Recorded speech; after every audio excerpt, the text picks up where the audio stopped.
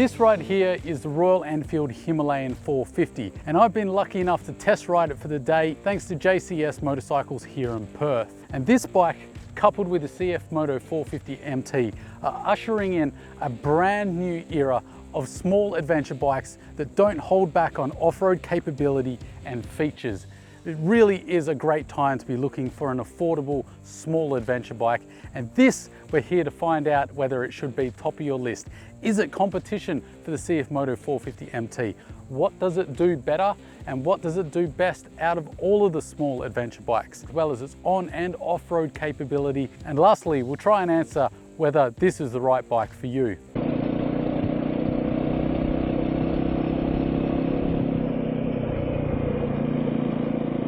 This bike is kind of like the dependable little donkey, but with a little bit of an edge to it. The 450 MT is really in your face, particularly with that parallel twin 270-degree crank. It sounds nice, it looks flashy, and it really is a bike that draws attention. Whereas the Royal Enfield is kind of a little bit more classy. It's got that classic look. I love the black and gold here.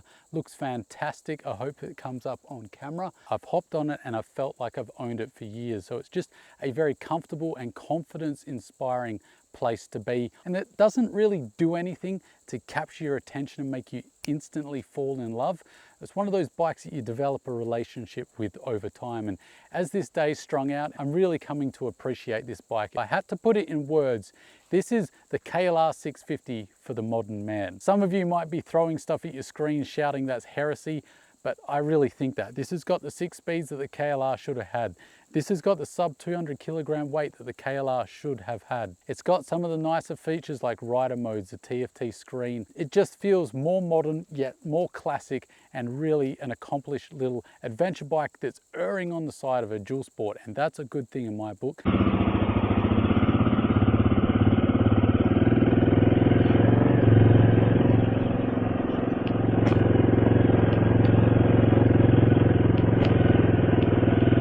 Let's talk about that engine, as that's the heart of any motorcycle and really will make or break your riding experience. This is a 452cc single making 40 horsepower at 8,000 RPM and 40 Newton meters of torque at 5,500 RPM, and that is mated to a 6-speed gearbox. Of course, it's liquid cooled. This engine really won me over as the day went on and on. It's a really fun, engaging little engine to ride, especially when you really rev it out and hit that peak horsepower. So it has a golden range of about 5,000 to 7,000 RPM. If you're in the twisties and the hills, it's a lot of fun. Out on the highway, you've got enough power to overtake.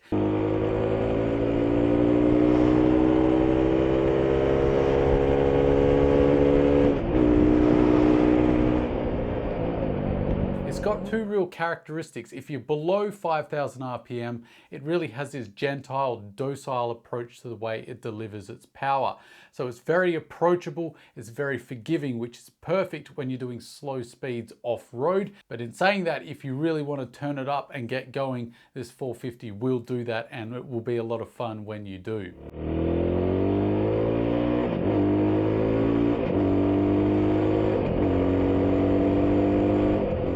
Now, while we're touching on the engine, let's talk about the highway, because that is pretty much people's first questions when it comes to these small adventure bikes. The answer is absolutely it can. The Himalayan 450 will sit on the highway no problems. Its sweet spot though is at about 110 kilometers an hour, because at those speeds, which is the speed limit here in Australia, you've still got more than plenty performance to zip around traffic, and you don't feel like you need a bigger bike when you do so. The only thing that creeps in at 110 plus is the vibrations. It's a single cylinder, you can't escape it forever. It's relatively smooth experience for a single cylinder. It's actually quite surprising how smooth this engine is. But that single cylinder characteristic really makes itself known once you hit about 110 kilometers an hour and over.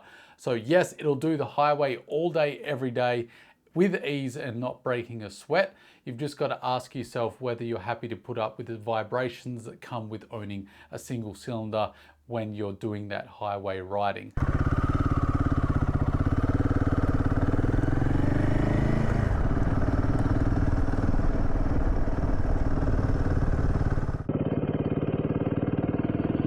It's 196 kilograms or roughly 430 pounds wet.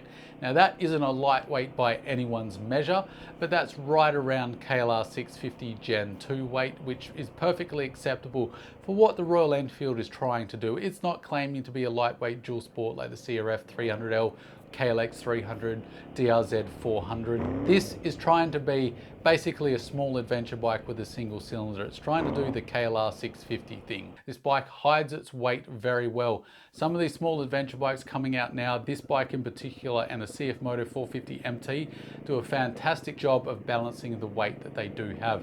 So whilst riding off-road, you never really feel all of that almost 200 kilos because it just isn't a very top-heavy motorcycle. The only time you do notice the weight is when you're taking it off the kickstand, because famously on this bike, and it is very true, it does have quite a short kickstand. So when you're taking it off that kickstand, you really do notice the heft of the bike. I didn't find it an issue, but if you're smaller stature or you're not the strongest person and you're getting on and off the bike quite a bit, this might be something that factors into your decision.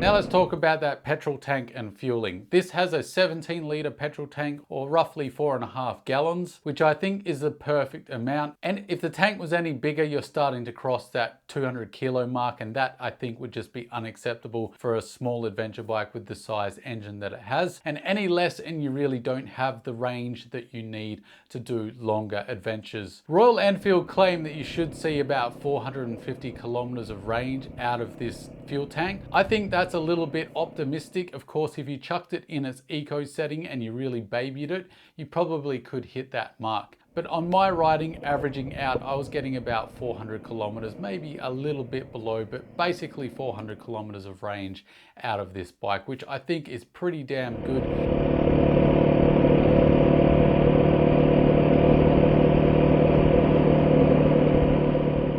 Suspension. This is one thing that the Royal Enfield does really well. I love the suspension on this bike. 50 Himalayan has 43mm non-adjustable front forks and a single monoshock rear adjustable for preload only. Both front and rear have 200mm of travel, and that gives you 230mm of ground clearance. And before I forget, the suspension is by Showa, so it is decent suspension despite its lack of adjustability. Some other bikes might be a little more flashy with their full adjustability, aka the CFMoto 450 MT, but I think of the two, the Royal Enfield Himalayan 450 out of the box has the better suspension. It just takes everything in its stride, from the big hits off-road to the corrugations to the crappy back roads we have here in Australia and out on the open highway. It does everything well. It doesn't do anything amazingly, but it does everything well, which is what you want an adventure bike to do, particularly in the learner side of the market where you don't really know where you're going to land in your adventure bike career.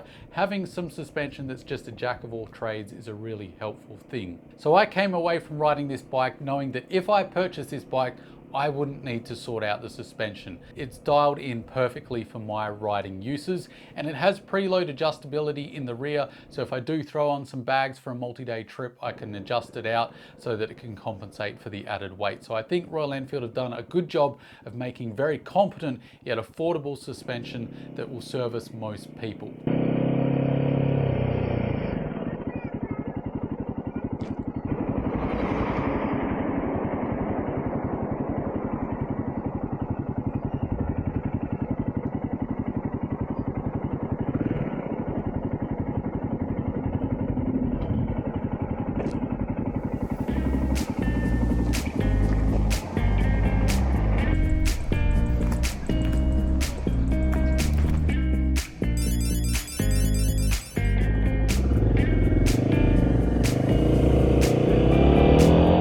people have criticized this bike because it doesn't have as much of the retro charm as the 411 did. Having ridden both, I actually prefer the look of the 450. I think they've nailed the color schemes a little better on this Himalayan 450, particularly this black and gold version. In person, this is an absolute stunner. When the sun hits it and you're out in the bush, it just looks magical. I also got a look at the gray and red version, and that looks pretty damn good as well. So I think the color schemes and the aesthetic of this bike has a more subtle classic look that I really appreciated more and more as the day wore on. And as I walked away from this bike, I really thought and turned around and gave it one more glance. It actually is quite an aesthetically pleasing bike when you see it in person. So I think they've nailed the looks. It's very Royal Enfield. There are no other bikes on the market that look like this bike, which I think is a good thing.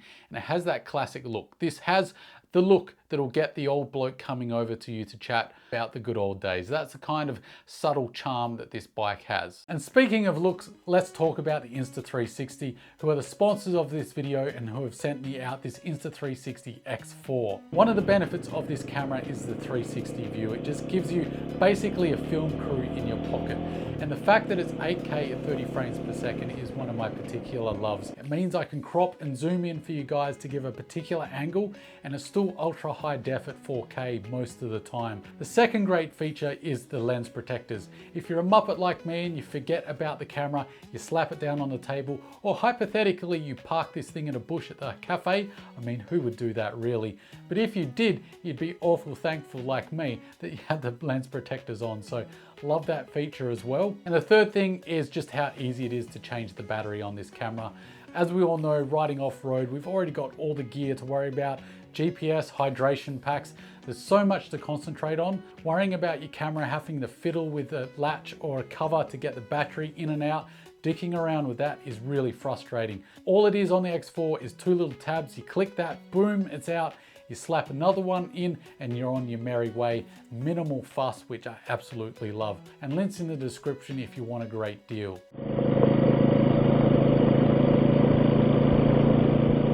Let's talk about wheels next. This has a 21-inch spoke wheel up front. Absolute thumbs up for that. I always want that on whatever bike I'm going to be riding off-road. That again is because I tend to do an awful lot of off-road riding, and I do like doing the more technical stuff. Now the rear is a 17-inch rather than the standard 18 that we see on more off-road focused bikes. For one, I never really felt the need for an 18-inch off-road when I was riding this bike. I'm happy with the 21. The difference between the 17 and 18 is somewhat negligible if you're not really doing really technical stuff. May limit your tire choice a little bit if you're wanting really aggressive tires, but I would also point out that it's never really been a major hindrance for DR650 owners. So I think having the 17-inch rear isn't a big deal.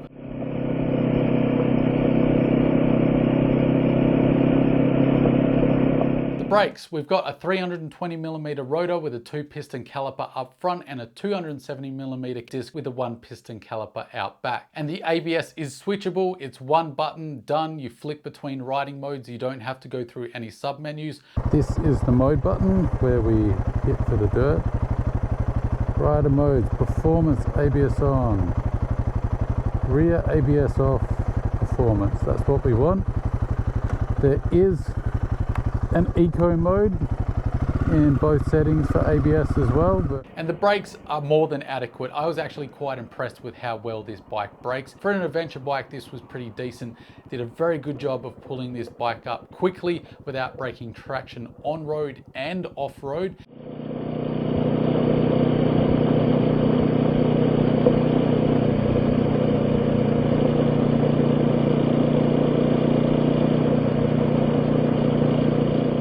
Seat height on this bike is 825mm in its standard setting. That can be bumped up to 845mm if you're on the taller side, and it can be lowered to a very approachable 805mm if you're on the shorter side. The seat, we just do that. Lift this off. Oh, nice. This one here is to take the front wheel out. It's a little tool they give you. Very, very handy. Toolkit, and then under the seat. Battery, fuses. This seat, I heard, is adjustable for seat. It's adjustable. Pull it up into that. That's in the lower setting. That's the highest setting. Okay, so it's set to low setting. Set to low setting now.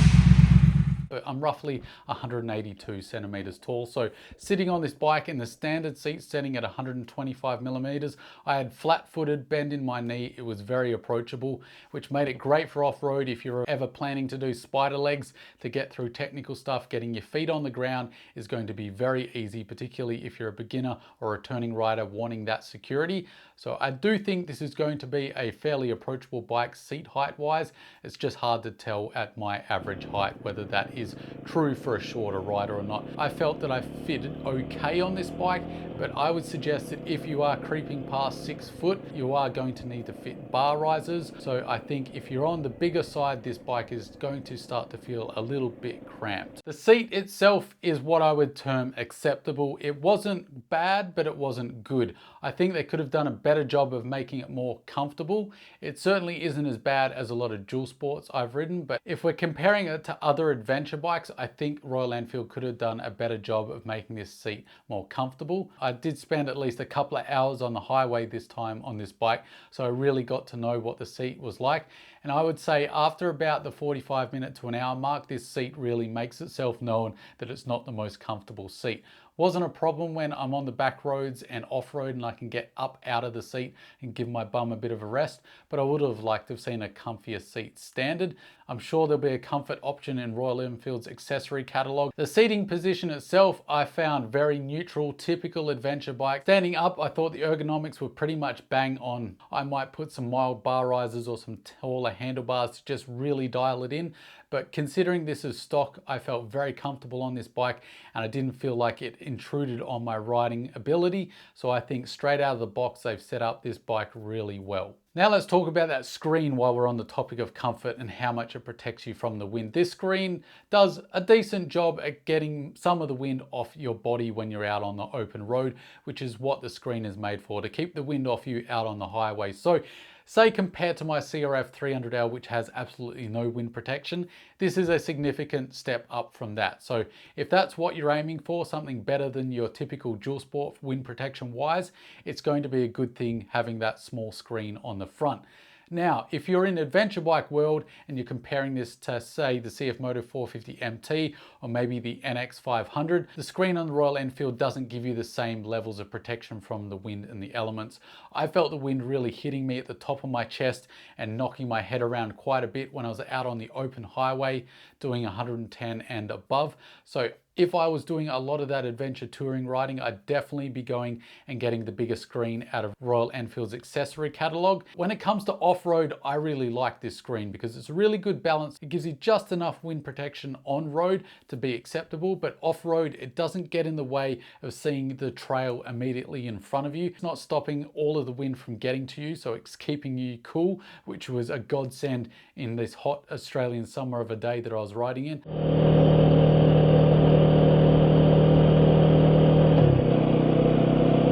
It has service intervals of every 10,000 kilometers. And on top of that, you're getting a 3-year warranty, which is pretty decent. To put that into context, my CRF 300L with its legendary Honda reliability only had a 1-year warranty. So I think that speaks volumes. And as far as the quality and fit and finish and whether I think this will be a long-lasting motorcycle myself personally, I got the impression that this bike was well built. I didn't hop on this bike and have this feeling of cheap quality or it being subpar to the Japanese or to the European competition. When I hopped on the original Himalayan 411, the carbureted version way back in the day, you definitely notice you're on a bike that didn't quite have the build quality and the pizzazz and the fit and finish of the big boys. This Himalayan 450, if you got someone that didn't know motorcycles at all, I bet they wouldn't be able to tell at all.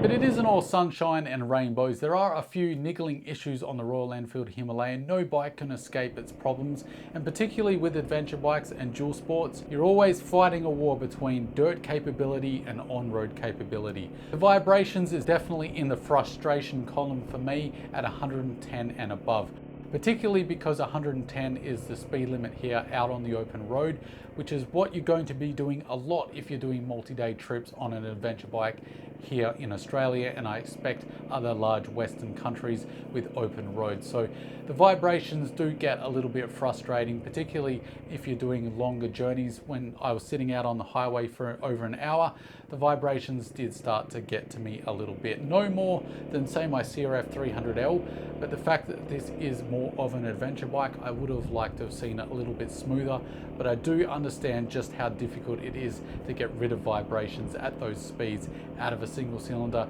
The seat was another surprise. Given that it was an adventure bike, I was expecting adventure bike seat comfort, but I found this to be more like a dual sport in its comfort. Tubeless wheels I put in the bad column, or the lack of tubeless wheels. And my frustration comes with Royal Enfield only offering the tubeless wheels in one colorway, and that's my least favorite color preference. So I would like to see Royal Enfield offer this in more colors. Now, they are going to be offering a tubeless option for the black and gold version. They haven't said when that's going to be. JCS Motorcycles, where I was lent this bike from, said they expect it to be late 2025 or early 2026, which is just far too long to wait for a tubeless option in a decent color. What I am going to criticize is the fact that this bike has riding modes. Why do you have 4 riding modes on this bike? 2 of them are eco modes. It just doesn't make sense to me. You're riding a 450cc single. It's already an economical motorcycle. You don't need an eco mode. Save some money in R&D. Don't give us needless riding modes. Chuck cruise control on this thing instead.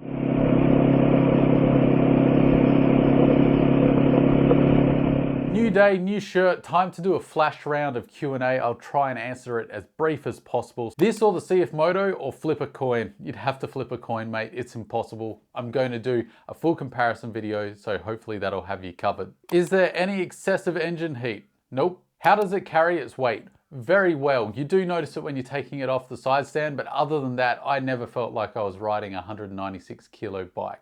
Oil changing, access to the filter, and draining the oil. Yes, this one is a bit of a faff. Rather than a lot of other bikes in its class, you've got to take the petrol tank off before replacing the filter, which is frustrating. And rather than simply undoing a sump plug and letting the oil out, you do have to undo a couple of sump plugs instead on the bottom side of the engine case. So it is a little bit different to normal, a few extra steps. How much do you think it would be worth at the scrap metal yard? Probably more than your bad attitude.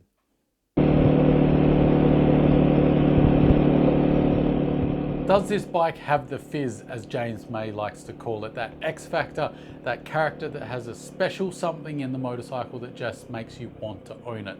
And it does have that, but in a very different way to some other motorcycles. I talked about this in a recent review of the CFMoto 450 MT, where I said that bike absolutely has the fizz, and it's immediately apparent because of the look, the sound, and the riding experience. As soon as you hop in the saddle, this bike is an experience. Whereas the Royal Enfield Himalayan 450 is much more subtle. It's more about the decision being in your head rather than an emotional decision in your heart. This bike is very practical, it's subtly elegant, it looks good, but it's not overly shouty. The sum of its parts come together to just make a great riding experience, and you as the rider have such an enjoyable time in the saddle. At least I did, that I had a grin from ear to ear. Sure, it wasn't as attention grabbing as when I was riding the CFMoto 450 MT or any other 270-degree parallel twin adventure bike where the engine note really announces your arrival. That is a good thing because it's such a practical bike. This thing is so underrated in the twisties. It feels absolutely planted. It's not the most flickable motorcycle, but it feels planted, and you feel like you know exactly where the bike is going to go when you point it in the direction you want to go. And in the dirt, it's just so approachable and so user-friendly. I think this is going to be the great choice for the learner, the returning rider, or anyone really, because it has enough power to keep most people happy. So I think Royal Enfield have done a fantastic job of making an affordable package that has a point of difference in that it looks nothing like anything else on the market, which I think is a good thing.